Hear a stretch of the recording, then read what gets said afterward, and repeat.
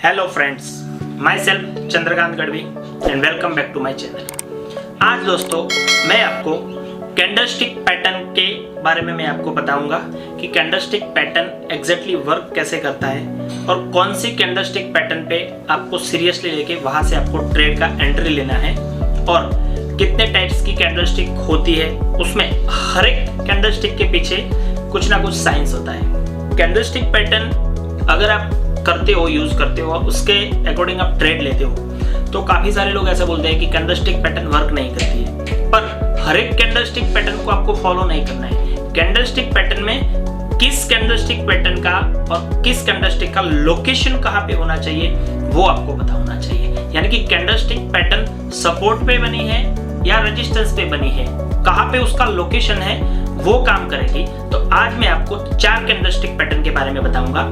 Number 1 है hammer candlestick pattern, दूसरा है इन्वर्टेड हैमर कैंडलस्टिक पैटर्न, तीसरा है हैंगिंग मैन कैंडलस्टिक पैटर्न और चौथा है डोजी कैंडल। ये 4 कैंडलस्टिक पैटर्न के बारे में आज आपको मैं डिटेल में बताता हूँ और बहुत ही अच्छे से आपको मैं समझाऊंगा।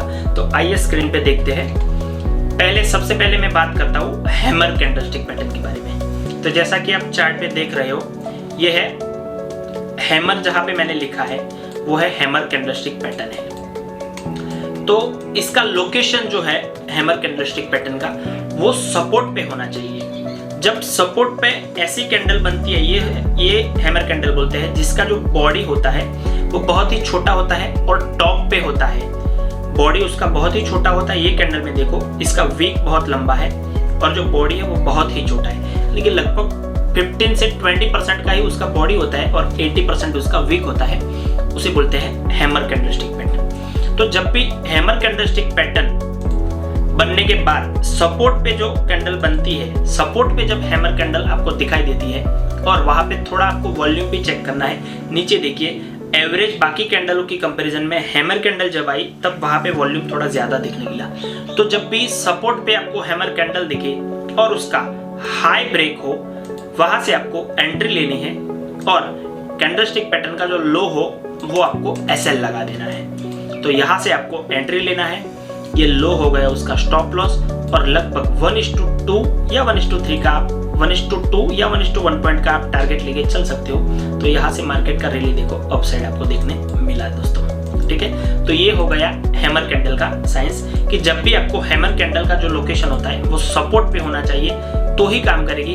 अदरवाइज कहीं पे भी हैमर कैंडल आप बाय कर लोगे, कहीं से भी बाय कर लोगे तो वो कैंडलस्टिक पैटर्न काम नहीं करेगी। दूसरा कैंडलस्टिक पैटर्न है इन्वर्टेड हैमर। ये उसका उल्टा रहेगा बिल्कुल कि इन्वर्टेड हैमर कैंडल जो होती है वो रेजिस्टेंस पे होनी चाहिए। जब भी मार्केट अप साइड रैली करता है और वहां से उसको रेजिस्टेंस दिखता है, वहां से फिर नीचे आता है, तब जाके इन्वर्टेड हैमर कैंडल अगर वहां पे फॉर्म होती है तो वहां से मार्केट सेलिंग साइड जाना स्टार्ट करेगा।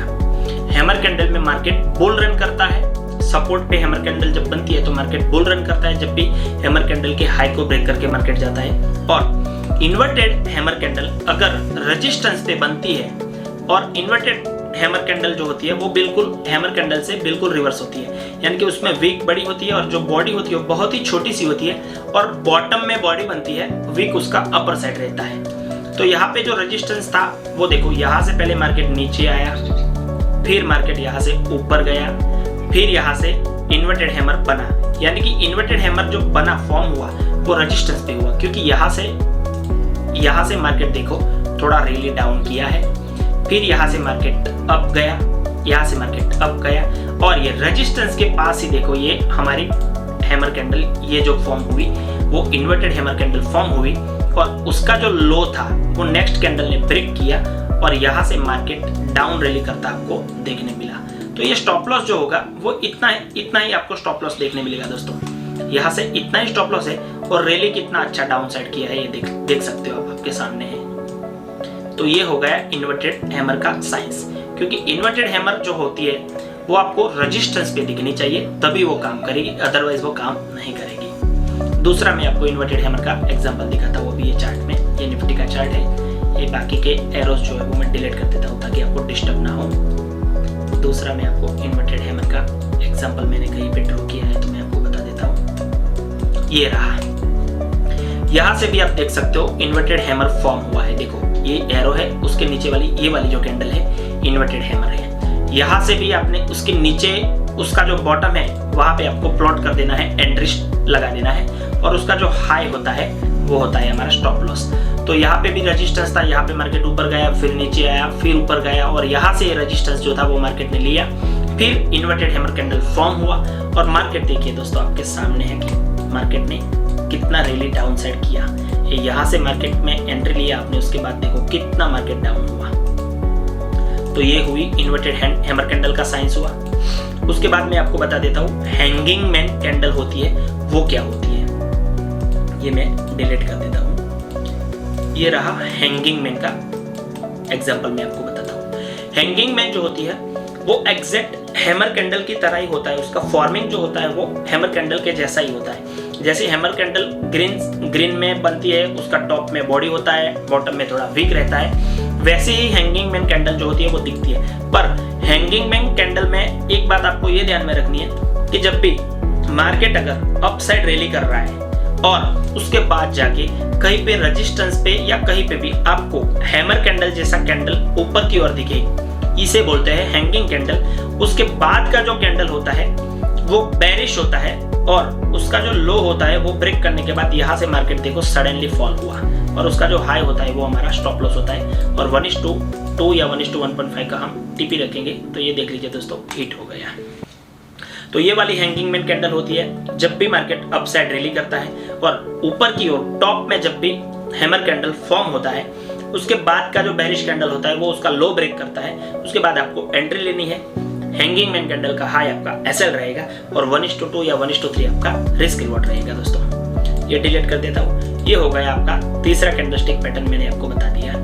चौथा कैंडलस्टिक पैटर्न है जो कि बाकी सब लोगों को पता होगा कि क्या होता है। डोजी कैंडल का मैं आपको साइंस बताने जा रहा हूँ कि डोजी कैंडल कब आपको यूज करनी है, डोजी कैंडल के पीछे आपको क्या क्या डेफिनेशंस में आपको ध्यान क्या रखना है, वो मैं आज आपको बता देता हूँ। डोजी कैंडल खास कर तो देखो दोस्तों, विदाउट मूवमेंट या तो अपसाइड या डाउन साइड, जब भी मूवमेंट आती है उसके बाद डोजी फॉर्म होगी, तब आपको कुछ रिएक्शन लेके डोजी फॉर्म के अकॉर्डिंग आपको कुछ डिसीजन लेना है।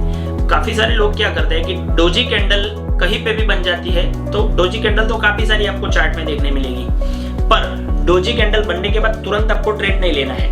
एक आपको फॉर्मूला ये याद रखना है, जैसे कि ये डोजी कैंडल का मैंने एरो डाउन किया है, ये कैंडल है वो डोजी है देखो। उसके बाद की जो कैंडल बनी है वो इन्वर्टेड हैमर फॉर्म हुई है, और उससे पहले जो कैंडल बनी है वो भी कुछ ना कुछ इन्वर्टेड हैमर की तरह फॉर्म हुई है। बट ये डोजी कैंडल बनने के बाद आपको ध्यान क्या रखना है, जब भी डोजी कैंडल बनता क्यों है, उसका जो डोजी कैंडल का जो बॉडी होता है वो देख लीजिए आप। डोजी कैंडल का मैं थोड़ा जूम करके बताता हूँ। ये हुआ डोजी कैंडल, ये बीच में रहा वो डोजी कैंडल है, जिसका बॉडी बिल्कुल सेंटर पे, छोटा सा बॉडी आपको बिल्कुल सेंटर पे दिखेगा, और अप साइड और टॉप और बॉटम दोनों पे आपको वीक दिखेगा। इसे बोलते हैं डोजी कैंडल। डोजी कैंडल ऐसा क्यों फॉर्म होता है? डोजी कैंडल तब फॉर्म होता है जब बायर और सेलर दोनों में एग्रेसिवली फाइट होती है, और कहीं से भी बायर डोमिनेंस करेंगे या सेलर डोमिनेंस करेंगे, ये डिसीजन जब पेंडिंग रहता है तब जाके डोजी कैंडल जो होती है वो फॉर्म होती है। तो यहाँ पे देखो, ये डोजी कैंडल फॉर्म होने से पहले अप साइड रैली मार्केट ने किया। यहाँ से मार्केट डोजी बनने से पहले मार्केट देखो अप साइड रैली किया, उसके बाद वहां पे डोजी कैंडल बनी, यानी कि ये डिसीजन अभी कंफर्म नहीं हुआ कि यहाँ पे बायर डोमिनेट करेंगे या सेलर डोमिनेंस करेंगे। ये फाइट जब स्टार्ट होती है तब जाके डोजी कैंडल फॉर्म होती है। तो ये टॉप पे आपको डोजी कैंडल दिखी, उसके बाद देखो डोजी कैंडल बनने के बाद कौन सी कैंडल बनती है वो इंपॉर्टेंट होता है ट्रेड कंफर्मेशन करने के लिए। तो डोजी कैंडल बनने के बाद एक इन्वर्टेड हैमर हुआ, यानी कि इन्वर्टेड हैमर हुआ, उसका भी एक थोड़ा सा हमें लॉजिक बन जाता है कि इन्वर्टेड हैमर जो होती है वहां पे सेलर जो होते हैं वो डोमिनेंस करते हैं, तब जाके इन्वर्टेड हैमर बनता है। पर हमारा कंफर्मेशन अभी तक नेक्स्ट कैंडल में नहीं हुआ है, और इन्वर्टेड हैमर के बाद वाली जो कैंडल थी वो देख लीजिए दोस्तों, मोरोबुजो कैंडल बोलते हैं उसको, बेरिश मोरोबुजो कैंडल बोलते हैं। तो यहाँ पे आपको बेरिश कैंडल सेलर एग्रेसिवली यहाँ पे आपको देखने मिली।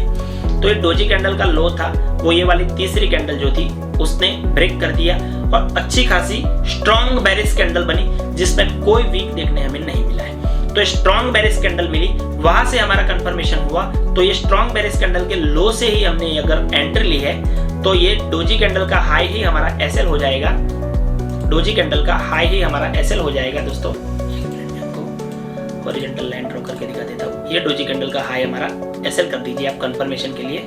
और यहाँ से अगर आप एंट्री लेते हो, यहाँ से अगर आप एंट्री लेते हो तो मार्केट में सेलर ने डोमिनेंस किया, आप यहाँ से ये रैली जो है वो ड्राइव कर सकते हो दोस्तों। यहाँ पे आप देख सकते हो यहाँ से मार्केट ने कितना रैली ड्राइव किया है डाउन साइड में।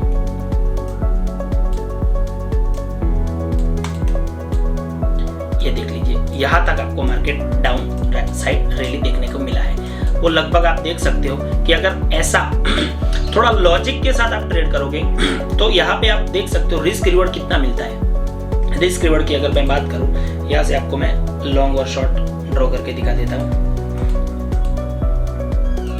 ये हो गई लॉन्ग पोजीशन, ये हो गई शॉर्ट पोजीशन। तो यहाँ से आप अगर आप शॉर्ट करते हो, ये डोजी कैंडल के अकॉर्डिंग अगर आप शॉर्ट करते हो, यहाँ से आपने शॉर्ट किया है और ये आपका स्टॉप लॉस हो गया, ये आपका स्टॉप लॉस हो गया। अगर आपने एवरी रेजिस्टेंस पे स्टॉप लॉस ट्रेल करते हुए जाते हो, फिर भी आपका रिस्क रिवॉर्ड जो हुआ यहाँ पे 1:26 या 27 का हो गया दोस्तों। तो आप अगर लॉजिक के हिसाब से ट्रेड करोगे तो कौन बोलता है कि प्रॉफिट नहीं होता है मार्केट में दोस्तों? प्रॉफिट होता है, पर थोड़ा दिमाग को यूज करने के बाद ट्रेड लेना है और ओवर ट्रेडिंग से बचना है। ज्यादातर लोगों का यही प्रॉब्लम होता है कि वो एक ट्रेड में प्रॉफिट हो जाता है, तो जब तक वो प्रॉफिट किया हुआ मनी जो है वो वाइप आउट नहीं हो जाता, तब तक वो दिन भर ट्रेड में लगे रहते हैं और माइंडसेट और साइकोलॉजी वहां से ही चेंज होती है। अगर आपका कैपिटल 1 लाख का है मान लो कि, और वहां पे आप सिर्फ 500 रुपए का या 1000 रुपए का अगर स्टॉप लॉस का रिस्क लेते हो